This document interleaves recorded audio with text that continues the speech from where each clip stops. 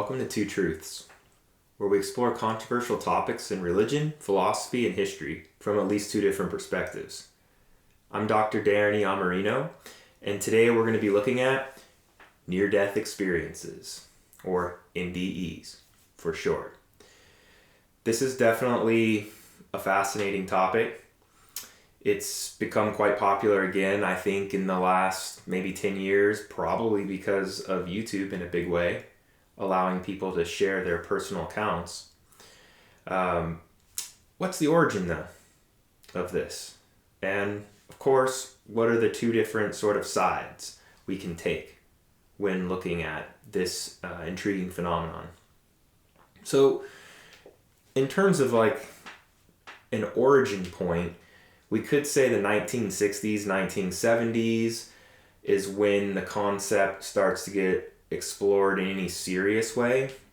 There were people looking at things earlier than that in the late 19th century, but around the 1970s, you're going to have a focus on death, dying, and the afterlife, right? And one book in particular will basically kind of blow up in popularity. It's by Raymond Moody, and the book was called Life After Life. I believe that was in 1975. So between the late 60s and the late 70s, this becomes really a topic of wider discussion, right? And that also sort of coincides with technological increases, right? In terms of whether it's EEGs, CAT scans, right? fMRIs, better EKGs, better resuscitation techniques. All of a sudden, a lot more people are going to be brought back from the brink, right? Now, a lot of people don't know this. If you go way back in time to Plato, he has basically an NDE account. It's in what's called the Myth of and it's talking about a guy on a battlefield who's died. And his pretty lengthy account, when you look at it, has a lot of elements that are pretty similar to what you'll find in a typical NDE, right? Before, though, we look into what constitutes sort of a typical NDE, for one thing, we'll find out there is no such thing as just a typical one. I want to point out that I've personally done a lot of research and work on this topic, and I have a book where I'll have a link in the description below, okay? Lessons from the Afterlife for a Happy Life, Spiritual Secrets from the World's Religions, and Those Who Have Cheated Death, okay? And I wanted to read a short little NDE account for you, because I think it's a good way to kick off sort of the episode. In one of my journeys to the source, I was informed that the near-death experience would continue to become more commonly reported, and it would have an effect on the entire planet as soon as a critical mass was reached, with so many people having died and come back, and all of them telling us that there is a lot more going on than we think. Then we will begin to see heaven here and now as we gain awareness of our soul's full potential. Okay? And I do think that this particular NDE was sort of prescient in that sense, because it has become much more popular, right? Now, one thing that researchers have tried to do is categorize what actually, makes up this NDE phenomenon. Some people, like Kenneth Ring, I believe, have like 5 different categories. Other people have 9. Some people have far more than that. For me personally, I think you can actually just stick with 10. Okay? Now, these are 10 aspects of an NDE. Almost nobody will have all 10. Very few will have even 8 out of 10. But a lot will have like 3 to 5, say, of the following 10 things I'm about to list. All right? Number 1, an overwhelming feeling of positive emotions, mainly a sense of peace, a profound sense of peace that comes out of the experience, both during it and then after. That's number one. Number two, an awareness of being dead, right? So often this will come with maybe an experience where you just can tell that you've flatlined, or that the surgeons are doing something if you're on an operating table, right? And there's this weird sensation that you're even able to like somehow hear what's going on. Number two is closely linked to number three. Number three, okay, an out-of-body experience. This is really what kind of even kicked the field off, looking at these type of experiences that were being reported.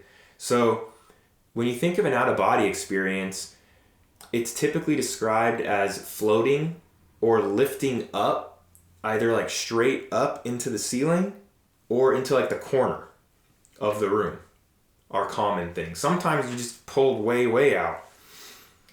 But number 2 and 3 are kind of linked, because often during the out-of-body experience, you'll hear people say, I heard the surgeon say this or that, right, to the nurse. And these are really inexplicable events because the person is flatlined and is sort of medically speaking deceased, right, at this point. Yet their level of consciousness seems to be heightened almost. It's very weird, right? So those are the first 3 of 10. Number 4 is probably one that you've heard of. Moving through a dark tunnel. You often think, oh, you're going through a tunnel of light. But that's not really the description. Typically, you're moving through a dark space, and then eventually, for some people, you will have a pinprick, if you will, of light that will eventually sort of broaden and become much and much bigger and envelop you, basically. So number 4, moving through a dark tunnel.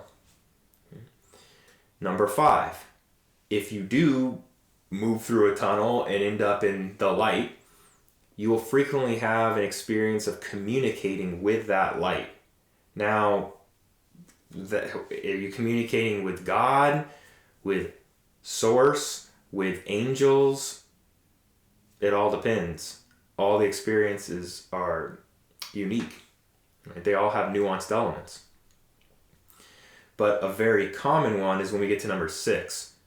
In fact, I'd say number 1, this sense of peace, and number 6 are probably the most common that you'll get from the NDE. Number 6, okay, we're on 6 now. Absorbed by an overwhelming type of love.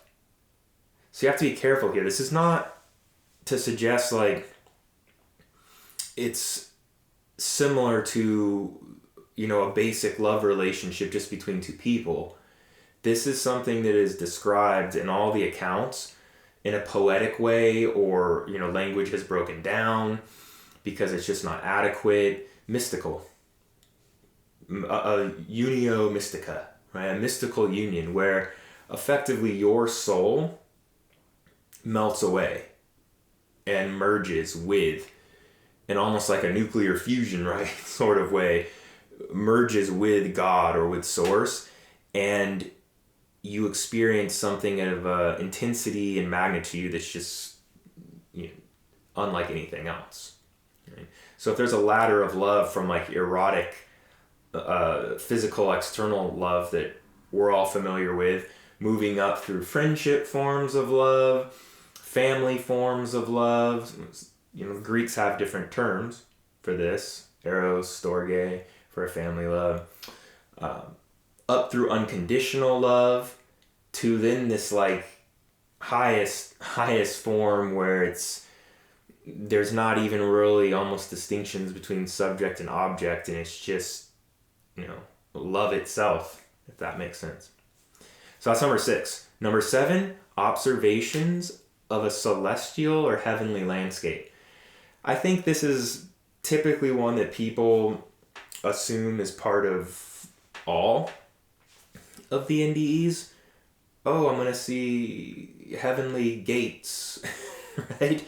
And streets of gold or angels on clouds or whatever, right? Some NDEs do have that, especially if you're from a Western monotheistic background. There's going to be a higher probability. If you're from, say, a Buddhist background, you might experience one of these pure lands of the different, compassion Buddhas. Okay? Or maybe it's Vaikuntha or Mount Meru, or if you're in India, it's going to depend upon your religious background, your cultural background. What sort of celestial or heavenly landscape you might experience. And again, you might not experience this at all as a component. And to be fair, some people have a hellish visitation. It's not always good, so to speak. Okay? Number 8, meeting with deceased loved ones or religious figures. So if you're communicating with the light, or possibly even as you're moving down through the dark tunnel, a lot of these things can overlap and kind of happen simultaneously. So if, say, you're moving through the tunnel, you might hear voices of loved ones, or as you move into the light, you might see your loved ones and then have different conversations with them. But you also might have conversations with, say, angels or something like that, or with God directly. Okay? So that's number 8. Number 9 is, in some ways, I'd say, to me at least, the most interesting and important, and it's a life review.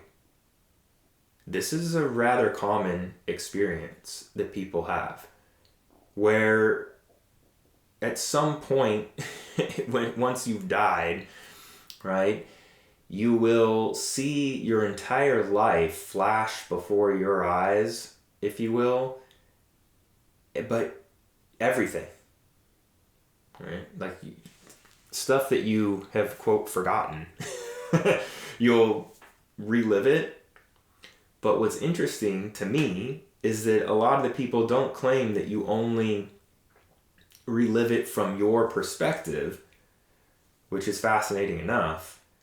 You are frequently given access to experiencing what other people felt and how it impacted them in that moment and in their life.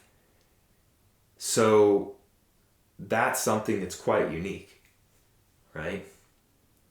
And that leads into the last point, point 10. A lot of people will claim that it's the NDE is the most transformative event of their life. So ironically, right, dying is what leads them to start living, I guess you could say, or turn their life around completely. And you could see how a life review could possibly do that, especially if the life review was one where you were given access to how much damage, say, right, you did, or just how much love also that you spread to other people and how meaningful that was, right? Those things are going to transform you in a really profound sort of way, all right? So there you have it. That's kind of what an NDE consists of, okay? So what's wrong with it?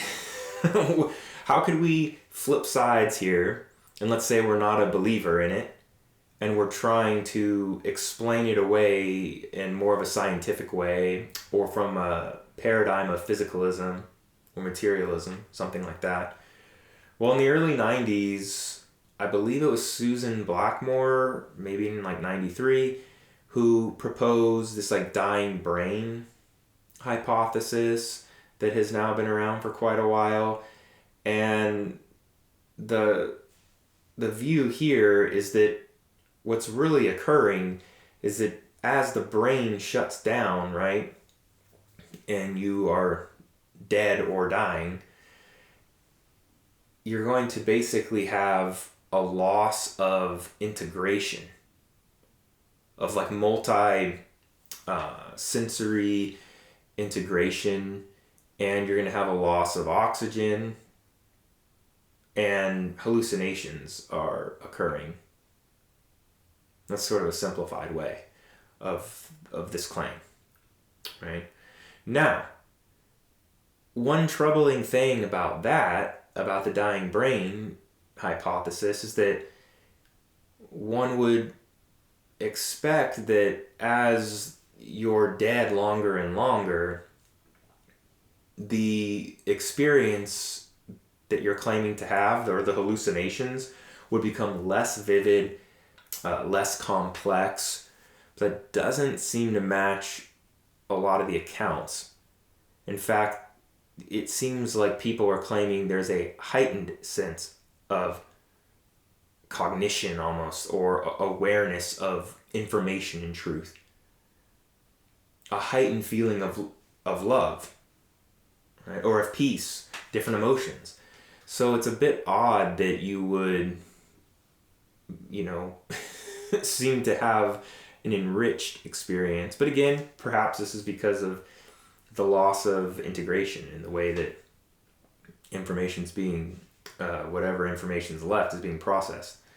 So that's one viewpoint against, if you will, or to explain away the phenomenon, that it's not in any way like spiritual or religious or evidence of an afterlife or immortality of the soul, say.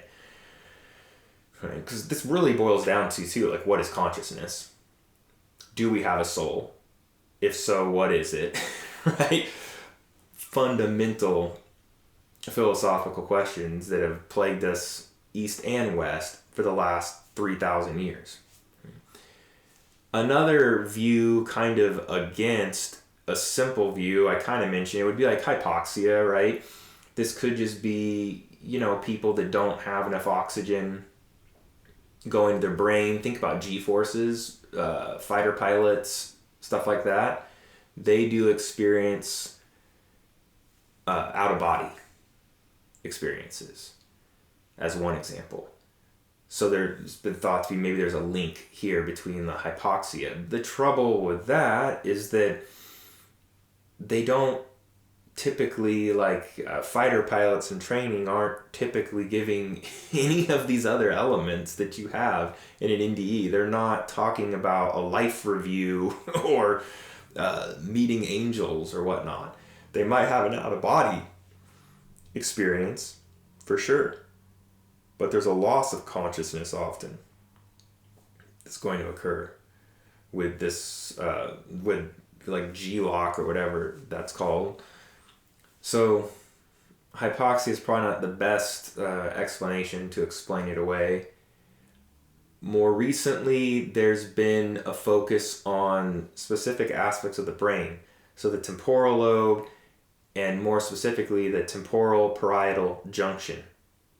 And it damage in this area, right, in the dying process, is going to, again, create like a deficient multisensory integration, and would provide a lot more of the 10 components of the NDE. Again, it's not going to adequately explain all 10, but it does seem like a more plausible explanation to what could be going on. And there's something called the God helmet that's been around for a while, and different ways you can stimulate, deep brain stimulation of certain regions that can give you a sense of a loss of time and space and whatnot. Again, they're only kind of rough approximations to the NDE, I would say. So Not sure how great that is as an explanation. Then one last one we could look at is a neurochemical model. Maybe this has to do with ketamine. Maybe this has to do with serotonin, endorphins, right? The various heavy drugs that are given to people that are dying or that are being revived. And that's a possibility, of course, that would impact. Clearly, you could take a bunch of ketamine and that might be an issue. You might describe some of these elements, but it's the level of certainty and clarity, those two things, that the people that have really had these authentic NDEs come away with, that just doesn't really add up. And plus there are plenty of accounts that have nothing to do, right? NDEs where there were no external drugs administered at all.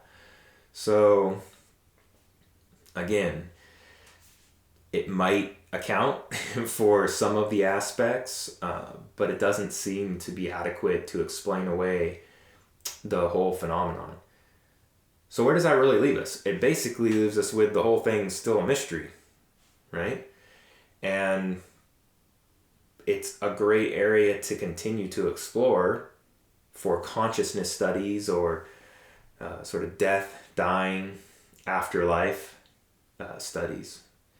And there are many people that are to this day actively researching this.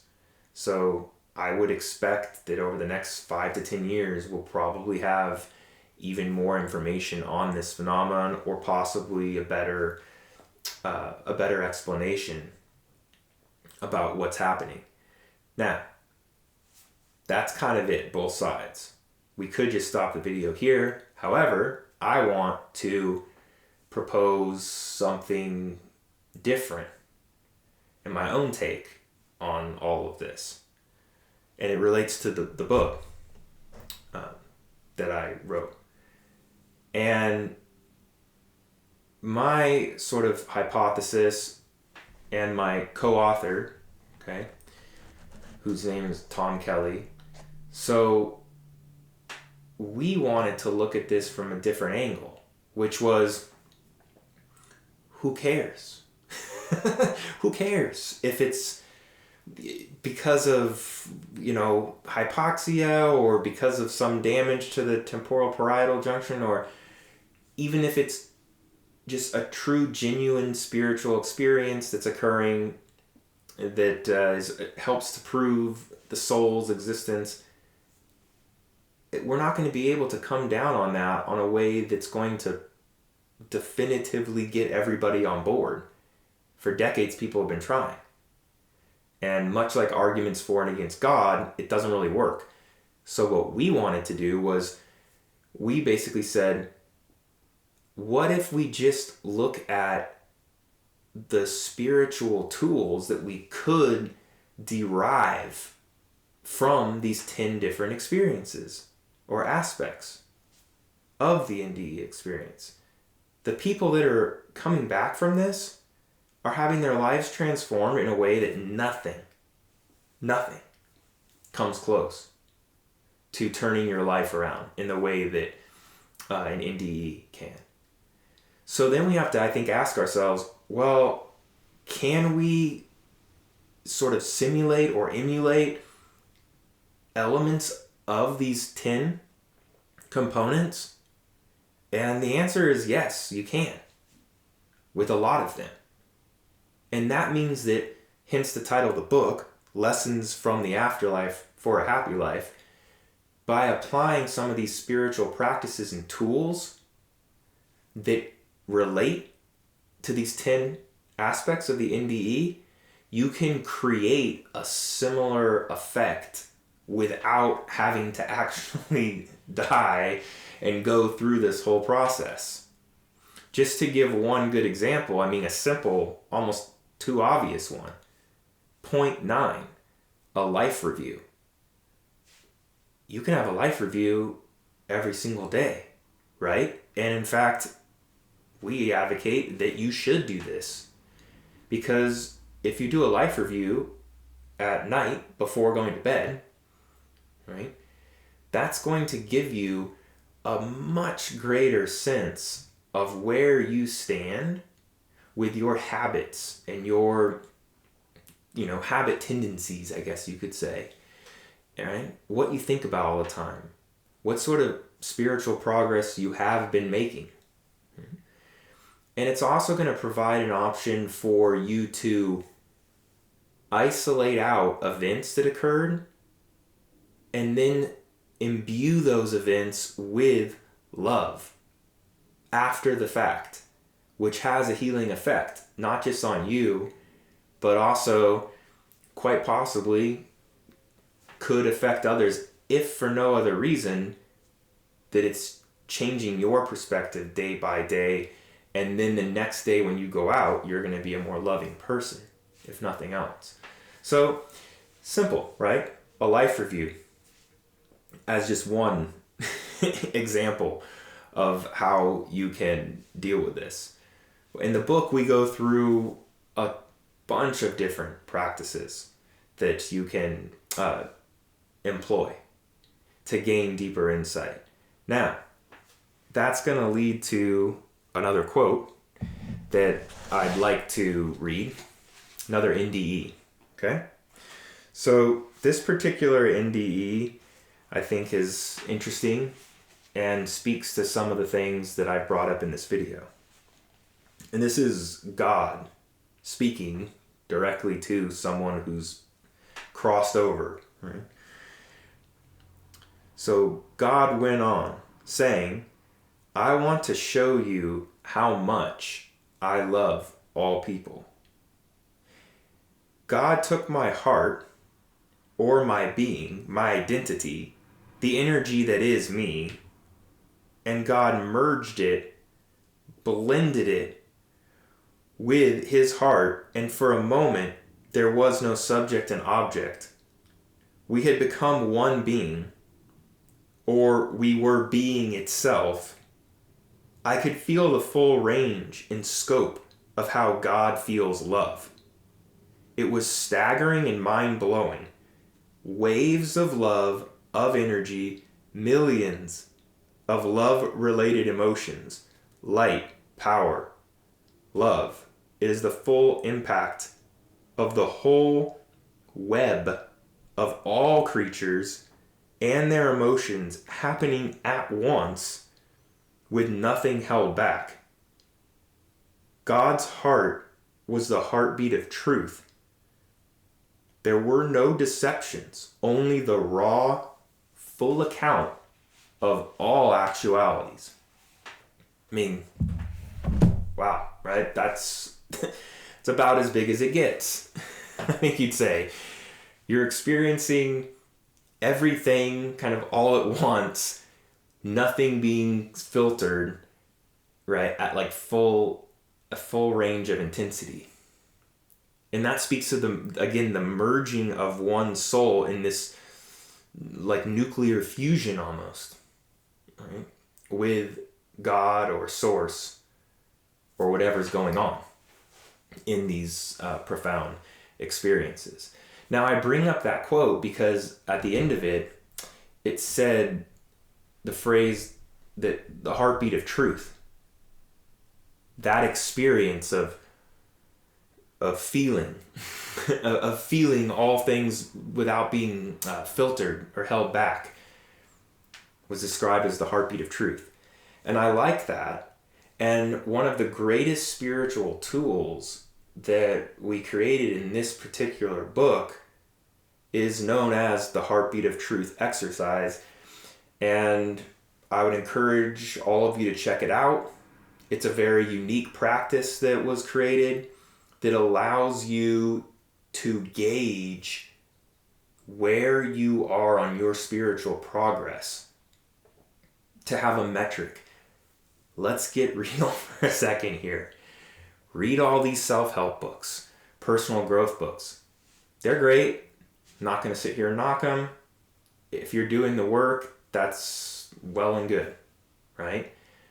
The trouble is that there's a lot of flowery language, a lot of sort of well-wishing and maybe motivational talk, which is all good, but there's not really a way to easily measure how much you're changing and growing into being a better, more effective person in the world.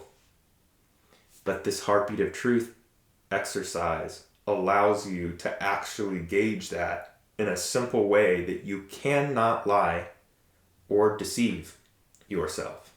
Okay? I'd love to just give you the whole thing, but it's a little bit involved, not too much, and there's sort of visuals that would be difficult to demonstrate. But if that's something that calls to you and you've maybe been frustrated about that in the past, reading other books about like, okay, these all either seem kind of the same to me now, and I'd really love to find something that pulls directly from both people's experience of dying, one, and deep esoteric wisdom from the different religious traditions, all of them. So those two things. And then sort of distills and condenses a lot of that wisdom into spiritual tools, many of which I've never heard before in other books, then you might want to check that out. Okay? Again, it's Lessons from the Afterlife for a Happy Life. Okay? One great quote that comes from some of the mystics that I really like, that I think kind of ties into everything we've been talking about here today, and I can close with this, is to seek the sober inebriation of divine intoxication. Right? That's what you get when you have an NDE. You could describe it as divine intoxication. That's what the mystics are getting. You can have these experiences through profound forms of meditation, like the Dalai Lama and other people have pointed out. And you can also have it without even knowing some of these more advanced meditative practices that you get in, say, Tibetan or Vajrayana Buddhism. You don't need to be an expert. You can distill the wisdom that's in the NDE experience and transform your life. All right? So with that, and looking at, as we always do, right, both sides, I think it's safe to say that for now, until we get a little more information on the topic, it's a great place to stay gray.